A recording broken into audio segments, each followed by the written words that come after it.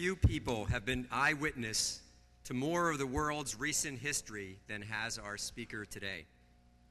Few, to be frank, would have been willing to, since much of it has occurred in dangerous places. Few would have had the knowledge and sensitivity to make such deep sense of the human complexity in each case. And few, very few, would have possessed the skill to present her discoveries so simply and so powerfully. We're most fortunate now to benefit firsthand from the incredible experience, character, and prowess of this year's Baccalaureate speaker, Ann Garrels. Please join me in welcoming her.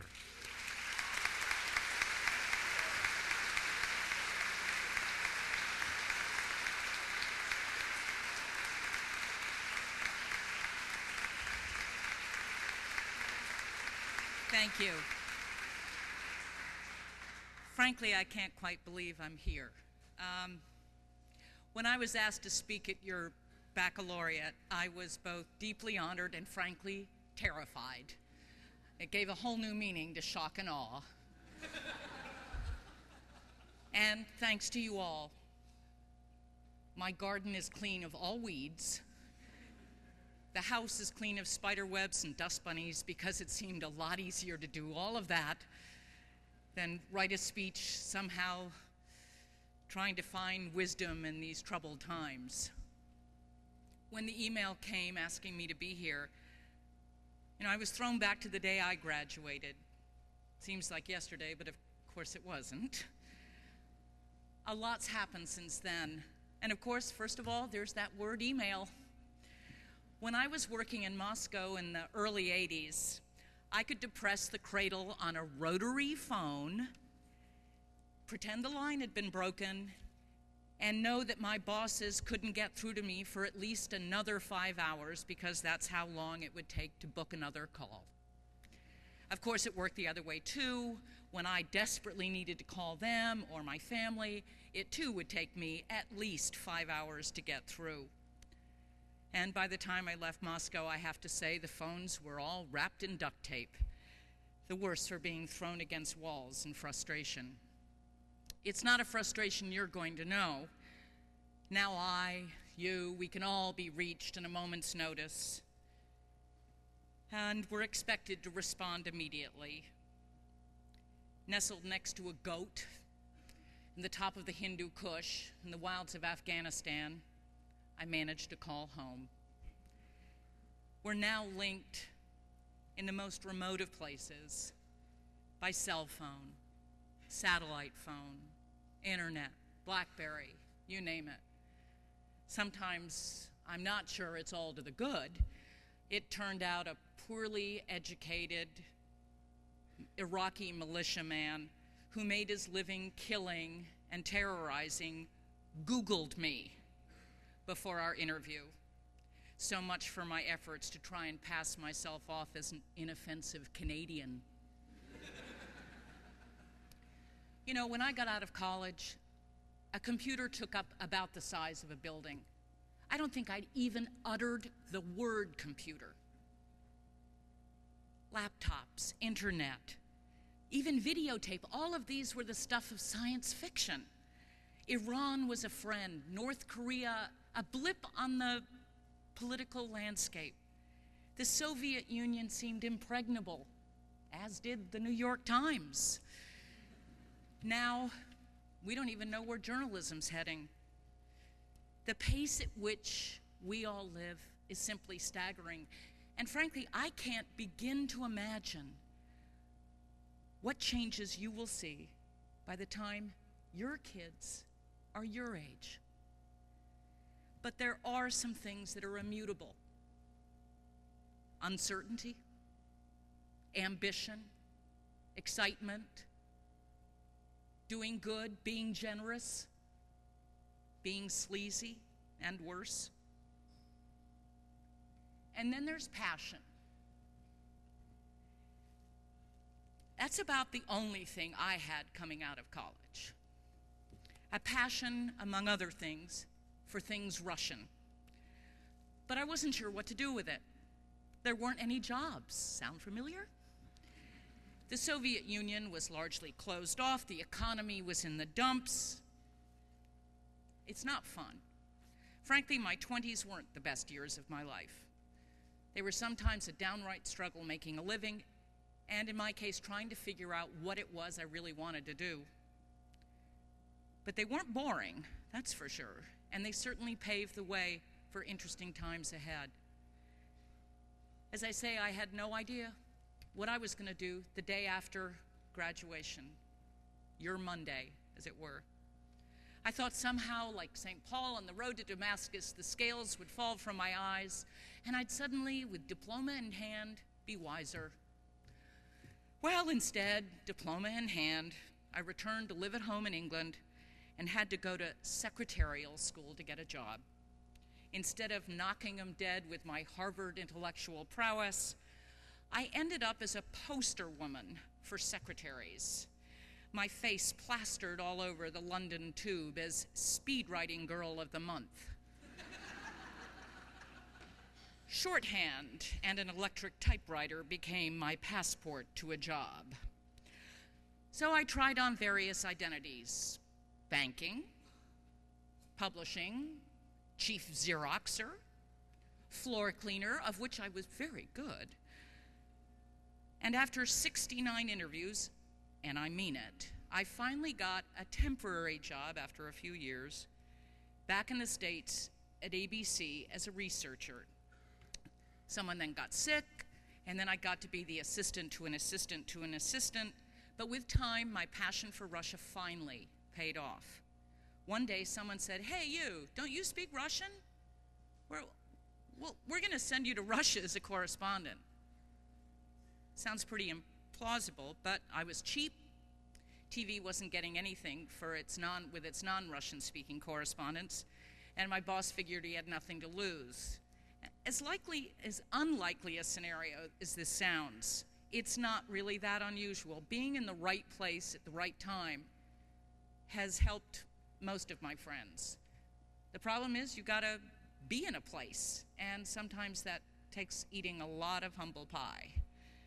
I naturally jumped at the chance to go to Russia. It was what I dreamt of. But the night I got there, I realized I was in way over my head. I wept in the apartment out of fear of failure and a whole lot else. And then I went, oh my God, the KGB can hear me. I mean, they'll know my deep, dark secrets. So I had to go outside into the freezing cold and sob my way to sanity out there. It wasn't a smooth or easy transition, but it worked out. And I found out what I happen to be good at. I'm good at being a witness. And I learned from remarkable human rights activists in the former Soviet Union and ordinary Soviets who were just desperately trying to find dignity in a repressive society. I learned about the world, or a little bit more about the world, and it made me see home with totally different eyes. Eventually, TV and I weren't a good match. I gradually hated the job I had so yearned for. I was frustrated by the limits of TV coverage. I found NPR. I also took a 75% salary cut, but it was the best move I ever made, and I've never looked back. Starting out covering a very cold war in the Soviet Union, I ended up covering hotter and hotter ones. I ended up becoming a war correspondent. If anyone had told me I would have spent the better part of the last 7 years in Iraq, I would have asked what they were smoking. But I couldn't let go. It was a bit like some of you here, claiming back Williams when you faced the specter of racism here. And many of you said, no, that's not who we are. Well, for me, I wanted to claim back a little bit of the dignity of my profession. Many, including me, had not asked good questions in the run-up to the Iraq invasion. And the longer I stayed in Iraq and watched the arrogance and ignorance with which, especially the early days of the invasion, which marked the early days of the invasion, I couldn't leave. For all the blogs and all the screeching, opining on the web, there have got to be witnesses on the ground collecting facts. I watched as from abroad America's reputation in the world plummeted. You inherit that legacy, unfortunately. It's going to be for you to ask good questions, for you to decide what kind of America it is you want to have, how best we should navigate these difficult times. I've witnessed more cruelty, more depravity, brutality than I could ever have anticipated. But in the midst of this, I have found incredibly brave, principled people who've risked their lives for the greater good, often ordinary people who, faced with evil, did extraordinary things. All the young people around the world, people your age, who became my assistants, translators in more than just language, they've been my secret weapon. They showed me their countries. They learned about their countries with me, often risking their lives, so that they could figure out what was truly going on. Many of them became part of my extended family. I don't have my own kids, not because I couldn't, but because I met the love of my life when I was older. He was older than I and already had kids. He didn't want more. Friends of mine said, "Oh, don't worry about it. Get knocked up. He'll accept it." That's not how we work, and that's not a way to run a life or a marriage. And it's because I didn't have kids that I ended up and was able to stay on the road, because I had a great husband, a generous husband, and I frankly didn't have little ones to worry about. Otherwise, I could not have been a foreign correspondent, certainly as long as I have and in the places I have. But I'm digressing. There have been these extraordinary people, journalists in foreign countries like Anna Politkovskaya in Russia, who died trying to tell the truth. There were American military officers in Iraq who learned by their experience and dared challenge accepted wisdom, and that's not easy.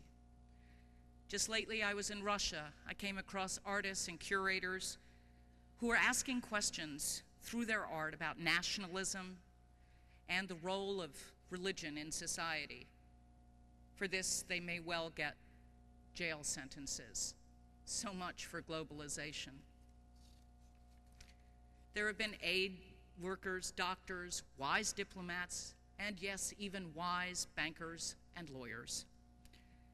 There were ordinary Iraqis, many who worked with me in Iraq, who shunned sectarian violence and the deadly pressures to take sides.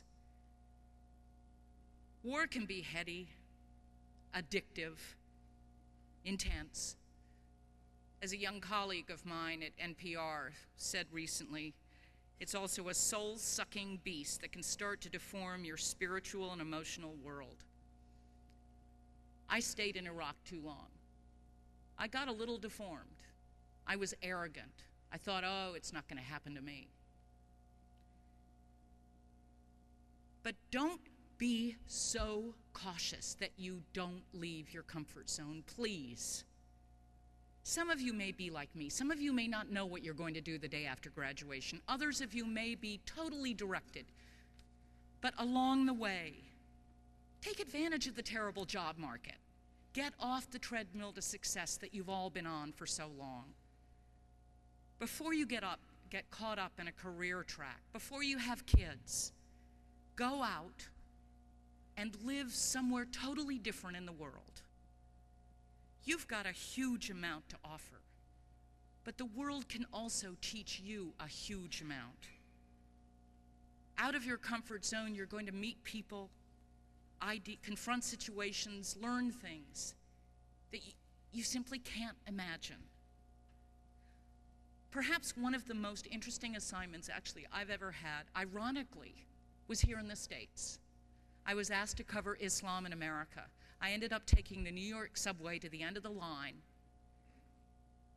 to work with and to learn about new immigrants, Pakistanis and Yemenis. It was intriguing. I felt like I was in a foreign country, but I was, an hour and a half from downtown Manhattan. this is your last night together. So I mean, you've already been told that, you already know it. Look at each other. Look at each other. It's a pretty extraordinary community. And you can be the ballast for each other in the coming years. Williams alumni can also be ballast for you, and don't forget that. And I guess if I really do get an honorary degree, I don't know if honorary counts exactly, I'll be one of you. And I'm always there if anybody has any questions. I don't always have very good answers. Being passionate about what you do is terribly important. Always remember that. But ultimately, it's really family and friends that matter the most. In some school speech by someone whose name I've long forgotten, I was given 3 words, and those words echo to this day. Defend, continue, increase. You can interpret them as you will, but they've gotten me through some pretty hard times. Defend, continue, increase. And I'm going to be really arrogant, although maybe not if I'm an honorary member of the community, and invite myself to your 10th reunion.